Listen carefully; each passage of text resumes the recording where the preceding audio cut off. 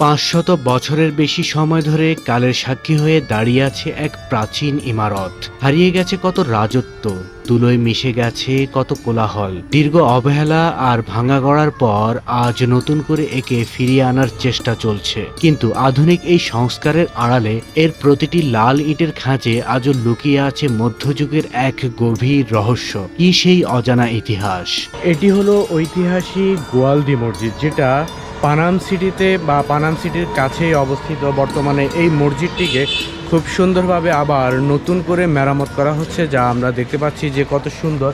তখনকার কাজগুলোকে আবার নতুন করে তারা ফুটিয়ে তোলা হচ্ছে এখানে। তাই দেখতে পাচ্ছি যে এটা মোটামুটি এক গম্বুজ বিশিষ্ট মসজিদ, এবং কি চারপাশে চারটা খিলান যেই পিলার আছে, সেই ধরনের পিলার আছে এখানে। পিলারগুলোকে আবার নতুন করে সংস্কার করে তৈরি করা হচ্ছে, এবং কি গেটগুলো দেখুন বর্তমানে আবার এগুলোকে নতুন করে মেরামত করা হচ্ছে।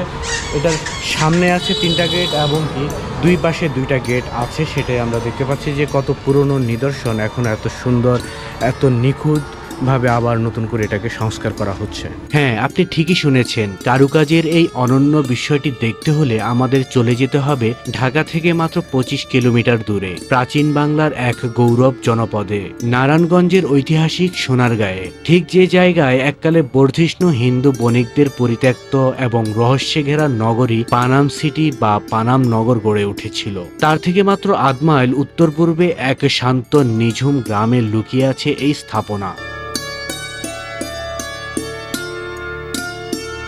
পানাম সিটি নিজে এক বিশাল রহস্যের নাম। 19 শতকে ব্রিটিশ আমলের সুতি কাপড়ের ব্যবসা কেন্দ্র হিসেবে এটি গড়ে উঠলেও এর মাটির নিচে চাপা পড়ে আছে 13 শতকের মুসলিম সুলতানদের প্রাচীন উপশহরের ইতিহাস। আর এই পানাম নগরের ঠিক কোল ঘেঁষেই দাঁড়িয়ে আছে আমাদের আজকের এই এক গম্বুজ বিশিষ্ট সুলতানি স্থাপত্য। কিন্তু কে তৈরি করেছিলেন এই স্থান, আর কেনই বা এটি ইতিহাসের পাতায় এত রহস্য ছড়ায়? ইতিহাস ঘেঁটে জানা যায় আজ থেকে 500 বছরেরও বেশি আগে 1519 খ্রিস্টাব্দে 925 হিজরি বাংলার স্বাধীন সুলতান আলাউদ্দিন হোসেন শাহের রাজত্বকালে এই মসজিদটি নির্মাণ হয়। সুলতানের একজন অত্যন্ত উচ্চপদস্থ কর্মকর্তা, যার নাম ছিল মোল্লা হিজাবর আকবর খান, তিনি এই ইমারতটি নির্মাণের আদেশ দিয়েছিলেন।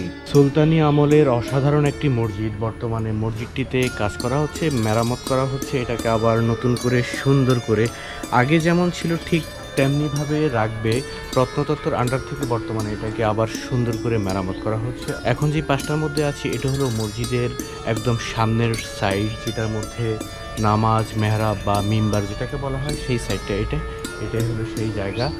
এক গম্বুজ বিশিষ্ট এই মসজিদটি সুলতানি আমলে নির্মিত হয়েছিল। মধ্যযুগে এই সোনারগাঁও ছিল বাংলার রাজধানী এবং একটি মিন্ট টাউন বা মুদ্রা তৈরির প্রধান কেন্দ্র। কিন্তু রহস্যের বিষয় হলো, মূল লোকালয় থেকে দূরে জনমানবহীন এই নিঝুম প্রান্তে কেন এত জমকালো একটি শাহী মসজিদ তৈরি করা হলো? গবেষকরা ধারণা করেন সে আমলে হয়তো এখানে সুলতানরা কোনো উচ্চপদস্থ সেনা চাউনি বা গোপন প্রশাসনিক দপ্তর ছিল, যা কালক্রমে মাটির নিচে বিলীন হয়ে গেছে।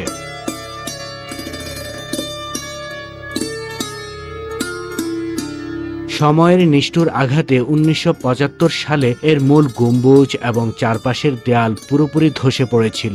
শুধু দাঁড়িয়েছিল পশ্চিমের প্রধান কিবলার দেয়ালটি। পরে প্রত্নতত্ত্ব বিভাগ এটি পুনর্নির্মাণ করে, কিন্তু আজ অবধি এর দেওয়ালে পোড়া মাটির ফলক আর কালো পাথরের মেহরাবগুলো দেখতে মনে হয় তারা যেন কোনো এক অজানা প্রাচীন রহস্য বুকে চেপে ধরে আজও মৌন হয়ে দাঁড়িয়ে আছে।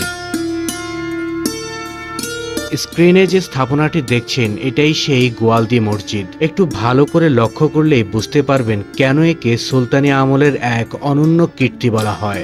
সম্পূর্ণ লাল পোড়ামাটি ইটের তৈরি এই মসজিদটির দেয়ালগুলো কতটা নিখুঁত আর মজবুত। এটা হলো মসজিদের সামনের পাশ, মিম্বার। এই মুহূর্তে যেহেতু তার কাজ চলছে, এই কারণে এভাবেই আছে, ভেতরে প্রবেশ করা যাবে না।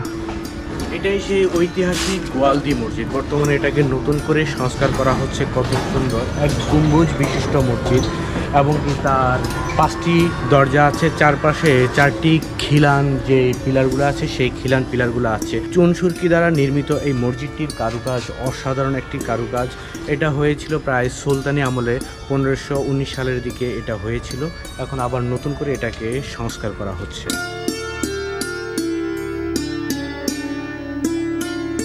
মসজিদের চার কোণায় রয়েছে 4টি বৃত্তাকার বুরুজ বা মিনার, যা উপরের দিকে উঠে গেছে। প্রতিটি মিনারের গায়ে রয়েছে চমৎকার সব ব্র্যান্ড বা বলয়ের কারুকাজ। বর্তমানে দেখুন এই যে খুব সুন্দর পোড়ামাটির যে কাজগুলো আছে সেগুলোকে আবার নিখুঁতভাবে ফুটিয়ে তোলা হচ্ছে। প্রত্যেকটা কাজই তখন অসাধারণভাবে করেছিল, এখন আবার সেগুলোকে নতুন করে ফুটিয়ে তোলা হচ্ছে। প্রত্যেকটা জায়গার মধ্যে এমন অসাধারণ কারুকাজ। চারকোনা এই কাঠামোর উপর বসানো আছে একটি মাত্র বিশাল গম্বুজ। একটু দূর থেকে দেখুন কত সুন্দর তার উপরের গম্বুজটি, একদম খুব সুন্দর একটা ফুটবলের মতো দেখা যাচ্ছে, দেখতে অসাধারণ লাগে। দূর থেকে আরো বেশি সুন্দর দেখা যায়, যেহেতু এখন নতুনভাবে এটাকে আবার কাজ করা হচ্ছে, দূর থেকে এটাকে আরো বেশি অসাধারণ দেখাচ্ছে। এই মসজিদটার বয়স আনুমানিক কত হতে পারে? 550-600 এরকম। এটা তৈরি করেছিলেন কারা? এটা করছিল ওই আগের রাজা বাদশা ছিল যারা, ইশাক ওই রাজা বাদশা সুলতানি আমল, যেটা সুলতানি আমল ওরা করছিল এটা। মানে কত সনে নির্মাণ হয়েছে তার কোনো এটা সনের আমাদের এটা একটা সরকারি ভাবে একটা নির্ধারণ করে দেওয়া হয়েছে ডেট পর্যায়টা আর কি। কিন্তু এটা আসলে আরো অনেক আগের মসজিদ। এটা 200 বছর আগের মানুষরা এটা ধারণা করতে পারে নাই যে এটা আসলে কত বছর আগে। বর্তমানে যে সংস্কার করা হচ্ছে এটা তো প্রত্নতত্ত্ব আন্ডার থেকে হ্যাঁ, জি, জি, সরকারি, এটা সরকারি, সমস্ত কিছু মন্ত্রণালয় থেকে সরকারে এটা বহন করে, সবকিছু সরকার নিচ্ছে, সরকার আন্ডার। এটা বন্ধ আছে কতদিন থেকে? এটা বন্ধ মনে করেন এটা 350 বছর, এই 350 বছর ধরে এটা বন্ধ। এই মসজিদটির পাশাপাশি এখানে রয়েছে একটি মাদ্রাসা, সবগুলোর কালার প্রায় সেম। আবার এখানেও রয়েছে পুরনো একটি মসজিদ। পুরনোর পাশাপাশি এখানেও নতুন করে আবার মসজিদটি করা হয়েছে, তারও একটি গম্বুজ এখানে দেখা যাচ্ছে, অসাধারণ গম্বুজ। 500 বছর পুরনো গোয়ালদি মসজিদ দেখে আপনি যখন ভাবছেন ইতিহাসের গল্প এখানেই শেষ, ঠিক তখনই আপনাকে চমকে দেবে মাত্র 50 মিটার দূরে দাঁড়িয়ে থাকা আরেকটি স্থাপনা। পিচ ঢালা রাস্তার একপাশে চোখ ফেরাতেই আপনার সামনে ভেসে উঠবে লালচে রঙের এক নান্দনিক ইমারত। স্থানীয় মানুষের কাছে এটি পরিচিত আব্দুল হামিদ জামে মসজিদ নামে। প্রথম দেখায় একে আধুনিক কোনো সাধারণ মসজিদ মনে হতে পারে, কিন্তু এর দেয়ালগুলোতে কান পাতলে আজও শোনা যায় 300 বছরেরও বেশি পুরনো এক ইতিহাসের গোপন স্পন্দন। আজ থেকে 3 শতাব্দীরও বেশি সময় আগে যখন বাংলার বুকে মোগল সাম্রাজ্যের রাজত্ব ছিল, ঠিক সেই 1705 খ্রিস্টাব্দে এই ঐতিহাসিক মসজিদটি নির্মাণ হয়েছিল। মোগল আমলে এই অঞ্চলের এক পরম মূল্যবান সুফি সাধক হযরত আব্দুল হামিদ শাহ এই মসজিদটি নির্মাণ করেন। মসজিদের গায়ে থাকা প্রাচীন পার্সি শিলালিপি আজও এই মোগল ইতিহাসের এক জীবন্ত দলিল। তবে এই শান্ত ইমারতটির পেছনে লুকিয়ে আছে এক অদ্ভুত রহস্য। লোকমুখে প্রচলিত আছে এই আব্দুল হামিদ মসজিদটি নির্মিত হওয়ার পর ঠিক তার পাশেই থাকা সুলতানি আমলের সেই আদি গৌরব গোয়ালদি মসজিদটি হঠাৎ করেই নামাজ পড়া পুরোপুরি বন্ধ হয়ে যায়। ইতিহাস বিশ্লেষণ করলে এর পেছনে ব্যবহারিক ও আধ্যাত্মিক দুটি কারণ খুঁজে পাওয়া যায়। সুলতানি আমলের গোয়ালদি মসজিদ ছিল আকারে বেশ ছোট, যা মূলত একটি নির্দিষ্ট শাহী অঞ্চলের জন্য ব্যবহার হতো। এটার মধ্যে প্রচুর পর্যটক আসে, প্রতিদিন পর্যটক, বিশ্বের বিভিন্ন দেশের, সুইজারল্যান্ড, মনে করেন কানাডা, আমেরিকা, সব দেশে, ফ্রান্স, ইটালি, অনেক দেশের লোক আসে। আমি কথা বলি না, ওই যে রাজা বাদশাহ এইটা ওই সময় এই জায়গা সিটি ছিল মনে হয়, এই জায়গাটা সিটিও ছিল, কিন্তু সিটি আগে যাওয়া ওখান আগে আমি ছোট থাকলো যারা বিল্ডিং করছে খোদ যে মাটির নিচে ওই পুরানি ইট পাওয়া যেত, বসু বিশাল মানে গাইড মানে দেয়াল পাওয়া যেত মাটির নিচে। হ্যাঁ, এমন মনে থাকতো আগে, এটা 1200 বছর আগের মনে করেন এই সময় বিল্ডিং আছিল না। তাইলে এখনো তো দেখা গেছে মাটির নিচে খুঁড়লে অনেক কিছু অনেকে পাওয়া যায়, অনেকে আমার বাড়ির সামনে বিল্ডিং করতে গিয়ে অনেক ইট পাওয়া গেছে। গোয়ালদি শাহী মসজিদ এটা বলে। এটা কোন জায়গায় পড়েছে? এই গোয়ালদি আমিনপুর। মোগল আমলে যখন এই এলাকার জনসংখ্যা ব্যাপক হারে বাড়তে শুরু করে, তখন জুমার নামাজের জন্য বড় পরিসরে একটি মসজিদের প্রয়োজন দেখা দেয়। আর ঠিক তখনই দূরদর্শী আব্দুল হামিদ শাহ এই বড় জামে মসজিদটি তৈরি করেন। পাশাপাশি এই মহান দরবেশের প্রতি অগাধ ভালোবাসা এবং ভক্তির টানে স্থানীয় মানুষ পুরনো গোয়ালদি মসজিদ ছেড়ে দলে দলে এই নতুন মসজিদে আসা শুরু করেন। মানুষের এই স্থান পরিবর্তনের ফলে প্রাচীন গোয়ালদি মসজিদটি একসময় লোকচক্ষুর অন্তরালে চলে যায় এবং চারপাশে জঙ্গল আর ঝোপঝাড়ে ঢেকে পরিত্যক্ত হয়ে পড়ে। অনেকেই মনে করেন এই মসজিদের নির্মাতা হয়তো মসজিদের ভেতরেই শাহিদ আছেন, তবে সত্য হলো মসজিদের ঠিক ভেতরেই নয়, বরং এর মূল ভবনের একদম গা ঘেঁষে চিরনিদ্রায় শায়িত আছেন মহান দরবেশ আব্দুল হামিদ শাহ। কালের এই বিবর্তনে প্রাচীন সেই মোগল মসজিদকে সংস্কার করে আজ আধুনিক রূপ দেওয়া হয়েছে, কিন্তু 300 বছর আগের সেই আধ্যাত্মিক আবহাওয়া এবং গোয়ালদি মসজিদের আড়াল করে দেওয়া সেই আদি রহস্য আজও এই মাটির প্রতিটি কণিকায় মিশে আছে। মানে মসজিদের ভেতরে এটা বাইরে ছিল, বাইরে ছিল, এখন মসজিদের ভেতরে। মূল মসজিদ হলো এইটা, এটাও প্রায় 300 বছরের মসজিদ নাকি? এটা 350 বছর। এটা হলো মূল মসজিদ ছিল এইটা। আমরা মূল মসজিদ এইটা ধরে এই পর্যন্ত ছিল মূল মসজিদ, এই পর্যন্ত এটা ছিল আউটসাইড। এটা আউটসাইড, এইগুলি বাইরে ছিল অনেক আছে। এখানে মসজিদের ভেতরেই রয়েছে একটি কবর। যিনি এই মসজিদটি নির্মাণ করেছিলেন তিনি এখানে শায়িত আছেন।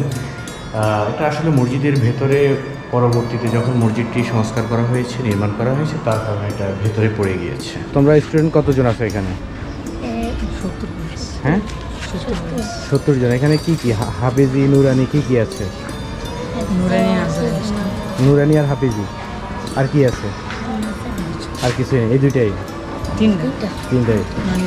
তোমাদের বাড়ি কি এখানে না বাহিরে? বেশিরভাগ এই গ্রামে। তোমাদের বাড়ির সামনে এত সুন্দর একটি মসজিদ, কেমন লাগে তোমাদের?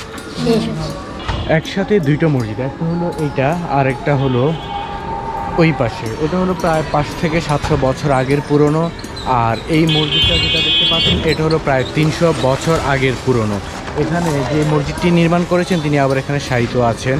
আর এই মসজিদটি বর্তমানে আর এখন ব্যবহার হচ্ছে না, আবার নতুন করে সরকারি প্রত্নতত্ত্বর আন্ডারে সাজানো হচ্ছে। এটা এভাবেই নাকি থাকবে। সুলতানি আমলের ঐতিহাসিক গোয়ালদি মসজিদ এবং মোগল আমলের 300 বছরের পুরনো আব্দুল হামিদ মসজিদ, এই দুটি প্রাচীন পুণ্যভূমি আজ আপনারা দেখলেন। এদের পেছনের এই হারিয়ে যাওয়া ইতিহাস আর রহস্যের গল্প আপনাদের কাছে কেমন লাগলো তা অবশ্যই কমেন্ট করে আমাদের জানাবেন। ইতিহাসের পাতায় ঘেরা এই গোয়ালদি গ্রাম কিন্তু শুধু এই দুটি মসজিদেই সীমাবদ্ধ নয়, এর ঠিক পাশেই রয়েছে শত বছরের পুরনো রহস্য ঘেরা পরিত্যক্ত নগরী পানাম সিটি এবং বাংলার লোকশিল্পের গৌরব সোনারগাঁও লোক ও কারুশিল্প জাদুঘর। আপনারা চাইলে একই সফরে এই অসাধারণ জায়গাগুলো ঘুরে দেখতে পারেন। বাংলার এই গৌরবময় ইতিহাস যদি আপনাদের ভালো লেগে থাকে তবে ভিডিওটি এখনই শেয়ার করে অন্য বন্ধুদের দেখার সুযোগ করে দিন। আজ এ পর্যন্তই, দেখা হবে ইতিহাসের নতুন কোনো রহস্যময় অধ্যায়ে। সবাই ভালো থাকুন, আল্লাহ হাফেজ।